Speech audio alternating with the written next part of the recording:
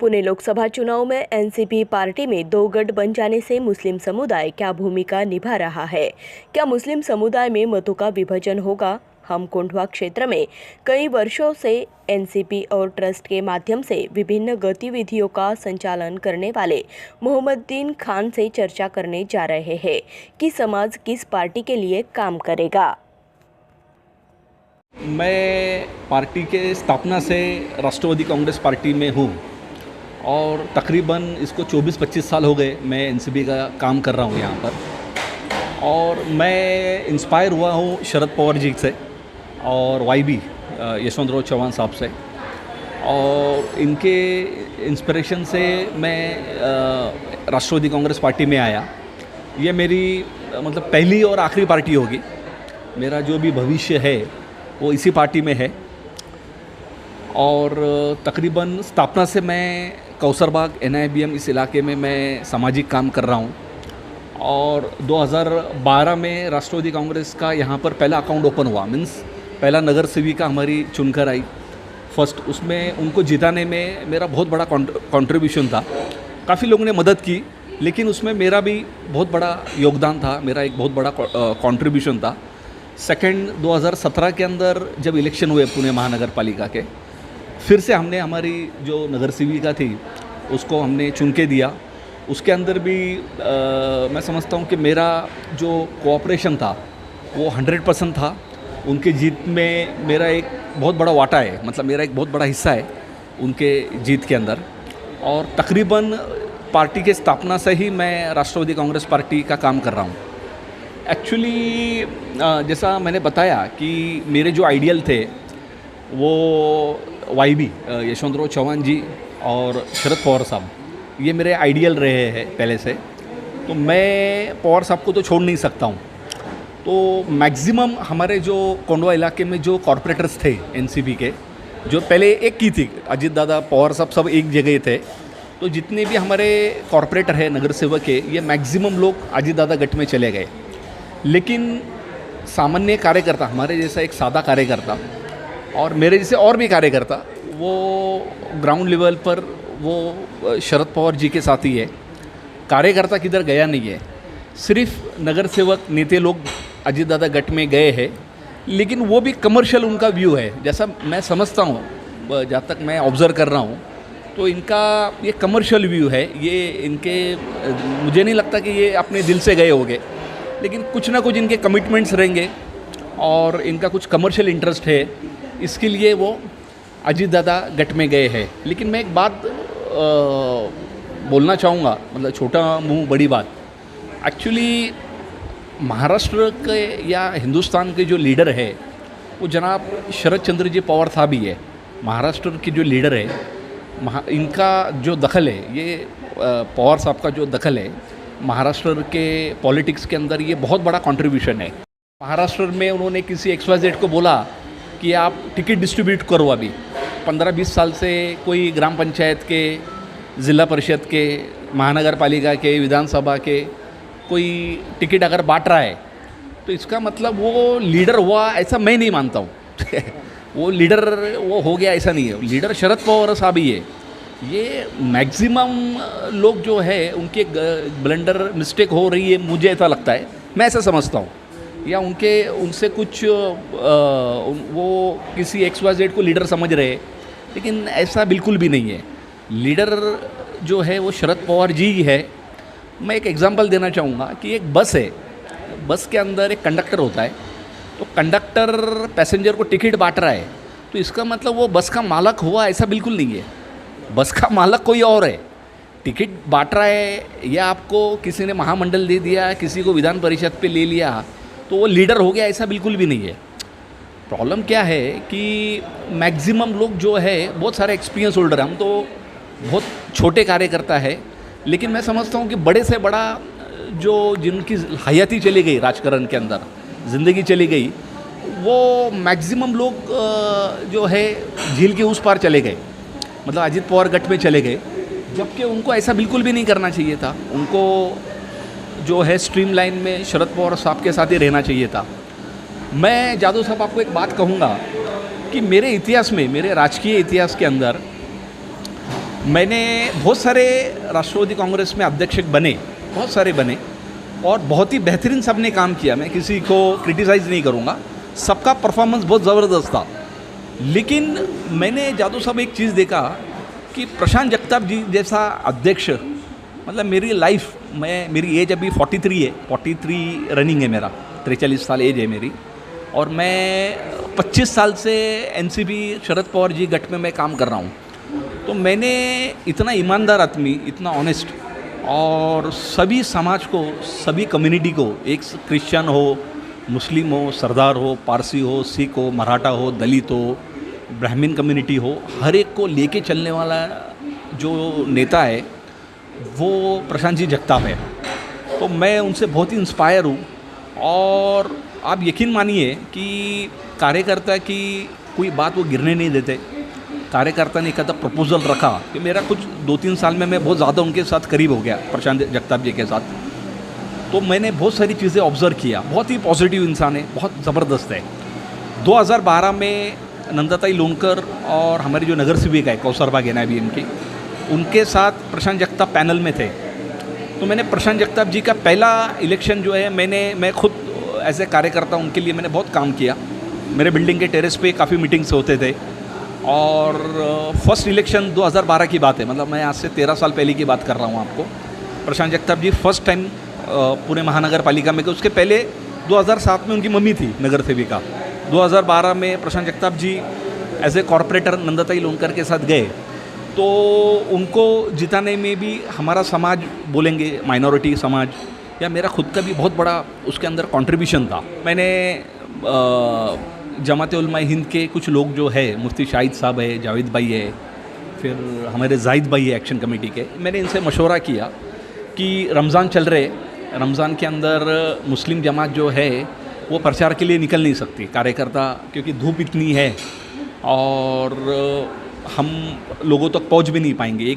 पूरा एक महीना रमज़ान चलेगा और इमीडिएट रमज़ान के बाद जो है एक 15-20 दिन में इलेक्शन है, तो हम लोगों तक पहुंच नहीं पाएंगे। तो मैंने उनको एक सजेशन दिया था जमात-उल-उलमा हिंद को कि हम लोग एक मीटिंग का आयोजन करेंगे, मुस्लिम जमात की तरफ से एक मीटिंग लेंगे और हम पूना डिस्ट्रिक्ट के, मतलब शुरूर के जितने मुस्लिम जमात के लोग हैं, बारामती के जितने मुस्लिम जमात के लोग हैं, पूना सिटी के जितने मुस्लिम जमात के लोग हैं और मावल के जितने मुस्लिम जमात के लोग हैं, उनको एक जगह बुलाएंगे।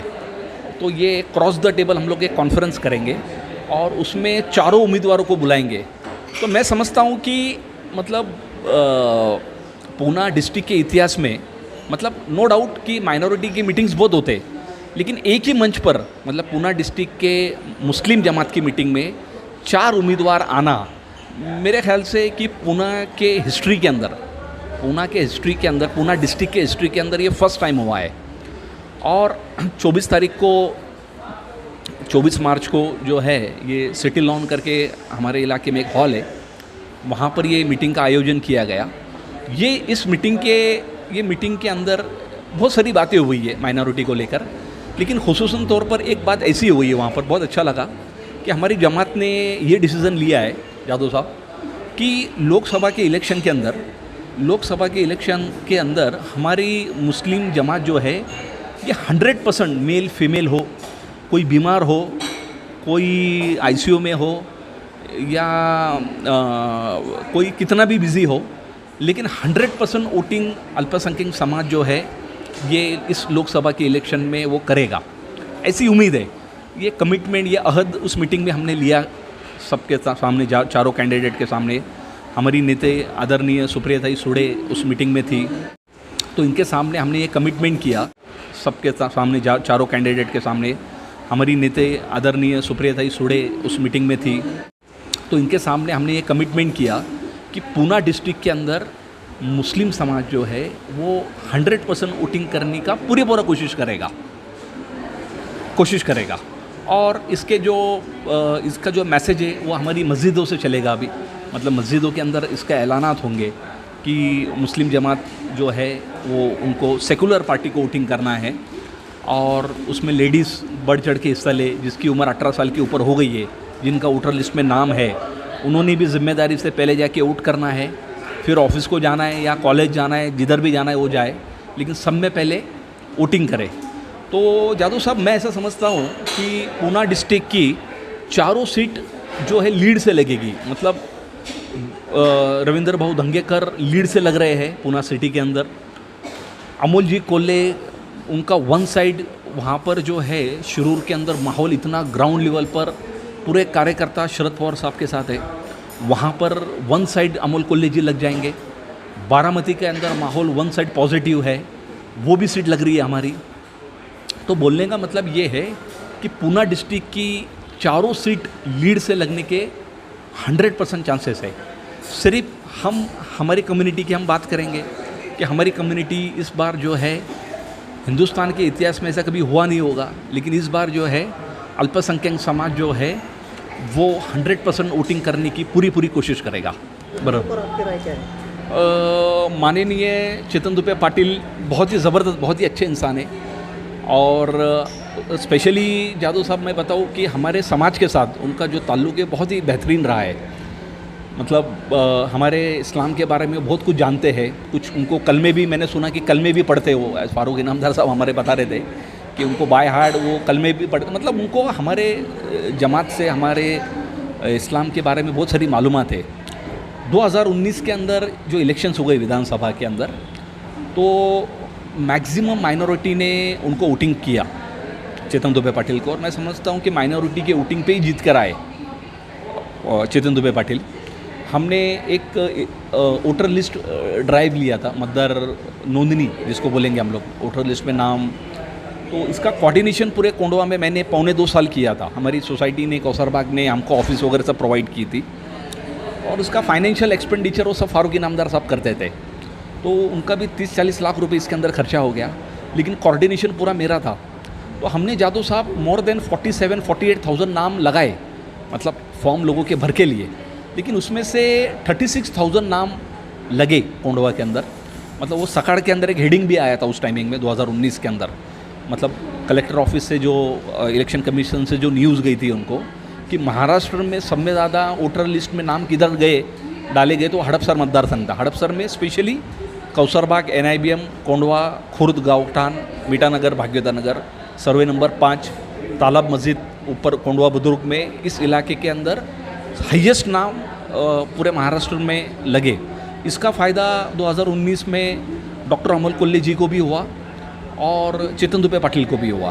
तो मैं समझता हूँ कि चेतन दुबे पाटिल जो है, पवार साहब को छोड़ना नहीं चाहिए था, और वो अजीत पवार गट में चले गए। अब अजीत दादा जो है, अजीत दादा बहुत ही अच्छे लीडर है, वो भी काम करते हैं बेचारे। लेकिन प्रॉब्लम क्या है कि ये जीतने के बाद जाकर बीजेपी को सपोर्ट करने वाले ऊपर, तो ये किधर न किधर बहुजन समाज के जो लोग हैं, बहुजन विचार के जो लोग हैं, या प्रोग्रामी विचार जिसको बोलेंगे हम लोग, ये विचार के जो लोग हैं जादव साहब, वो एक्सेप्ट नहीं कर पाएंगे इसको, उनको डाइजेशन नहीं होगा ये सब चीज़ें।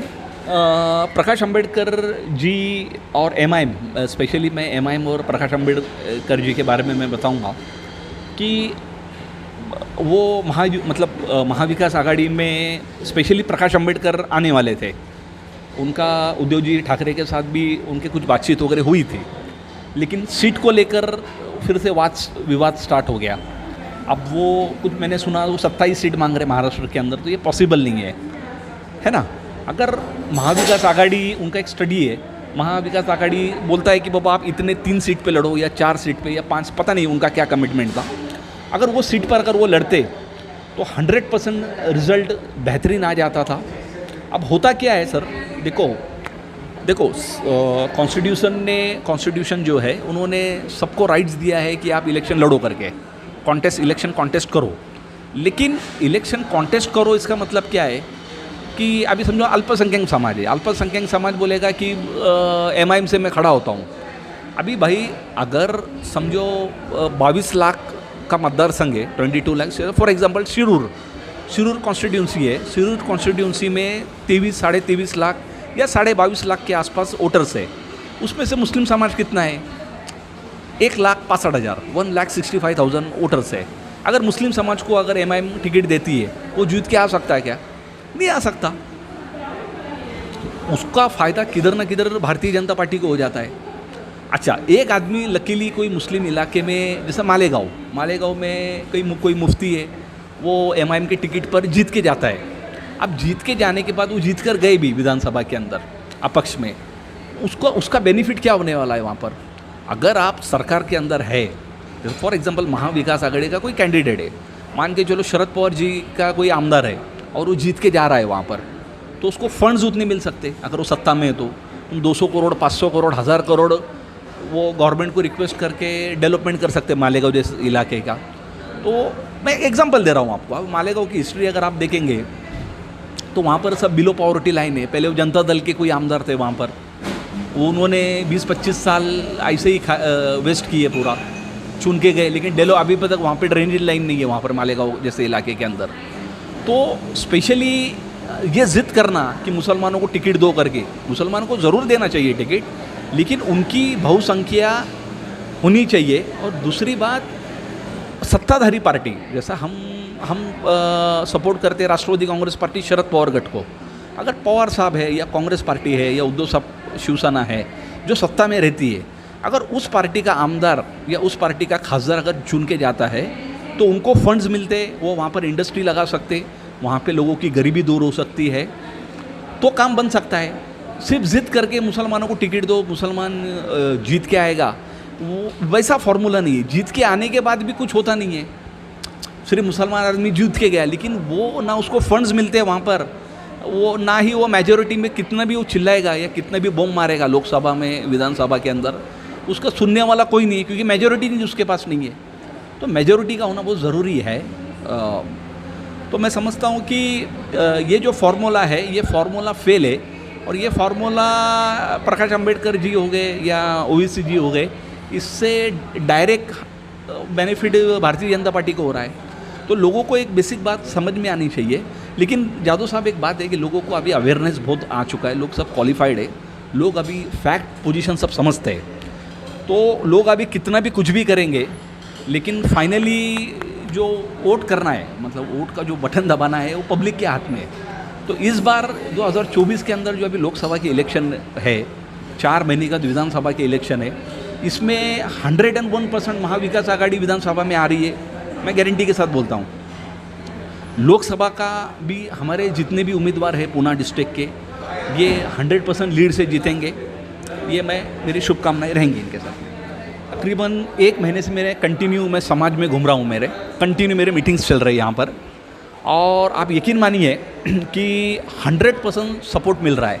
सिर्फ नॉट ओनली मुस्लिम जमात, बाकी अदर जो कॉस्मोपॉलिटन जो समाज है, बहुजन समाज है, मैं काफ़ी लोगों से जाके मिला, उन्होंने बोले साहब 101% महाविकास आघाड़ी को ही वोटिंग होने वाला है। तो मेरा जो ट्रस्ट का नाम है वो फेथ कॉस्मोपॉलिटन वेलफेयर ट्रस्ट मेरी ट्रस्ट है।